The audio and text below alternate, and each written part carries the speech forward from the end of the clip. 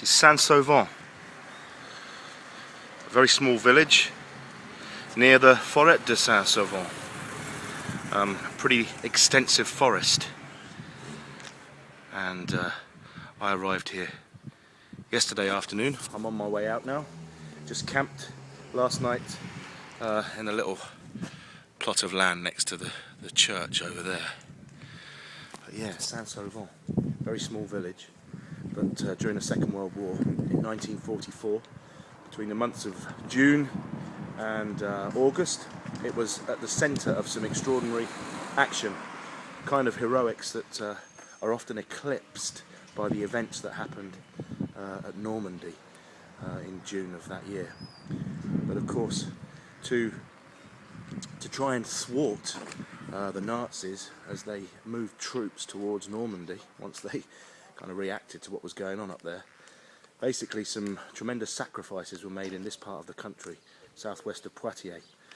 This is the major routes from Bordeaux going up the western side of the country, some significant rail routes and roads, and basically the French interior forces were commanded to cause as much difficulty as possible for the occupying German armies. So basically it was all about sabotage. It was about destroying railway lines, ambush, surprise attack, and just causing mayhem. And to support them, the British sent in a troop from the SAS. They were parachuted in, and unfortunately a lot of those men lost their lives in this area. There's a memorial just in front of the town hall over here, and it speaks of the fact that in July of 1944 the Germans, contravening all international laws at that time, actually shot 30 SAS guys in the forest just a couple of kilometres beyond the way. And in December of that year, some hunters found the three mass graves, a 10, a 10 and an 11. There was also an American pilot that had been killed too. So 31 men murdered in the forest just beyond the church there. But they were just a small number of those that lost their lives in this part of the country. I say, when you compare that to what was going on in Normandy at the time, everything that was going on down here was eclipsed by that. That was the huge offensive. But in order to make that a success, there were lots of other operations that were going on around the country to try and just stall the Germans' progress, and they were successful. There were some huge tank divisions, German tank divisions. I believe there was the Panzer, the 17th Panzer unit, and also the 2nd Panzer SS, which was known as Das Reich, and they were making progress up the country towards the intensity of the conflict at Normandy, and they were thwarted. And by the time the 2nd Panzer got anywhere close to the action, they were decimated. So the sacrifice of British SAS troops and the French interior forces in this part of the country contributed significantly to the success of the Normandy landings and really the outcome of the Second World War. So it was quite pleasant actually, because when I arrived here yesterday, that's the town hall, I went into the little alimentation store over there and had a little chat with the gentleman, and I think I've usually used the line that je suis demi-écossais, I'm half Scottish. Seems to go down better in France on the whole. They have a greater affinity with the Scots than they do the English. But here, he said, "Oh, you're English too." He said, "Well, you're welcome. You're welcome here."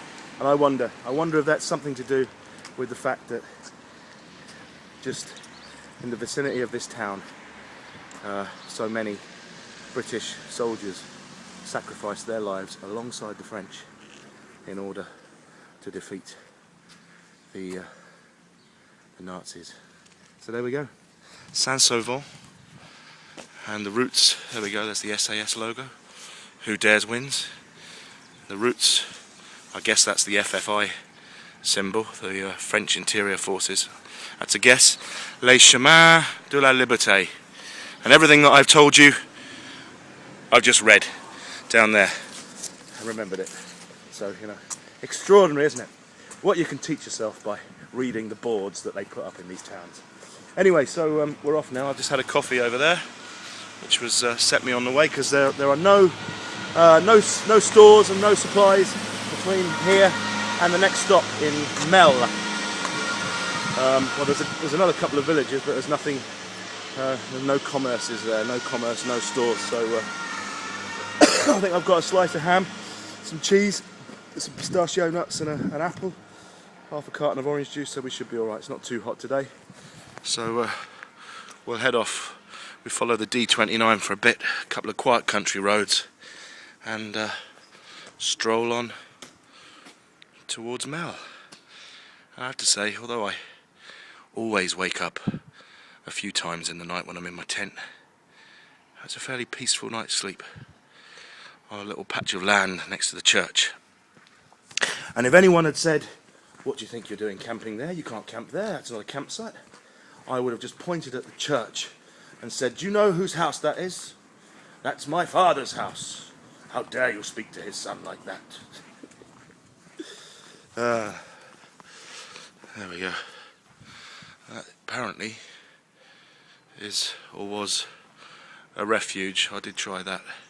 It's a free little shelter, but I guess perhaps because now we're into October, there was no one in yesterday and it was locked, so we camped next to the church. Off we go.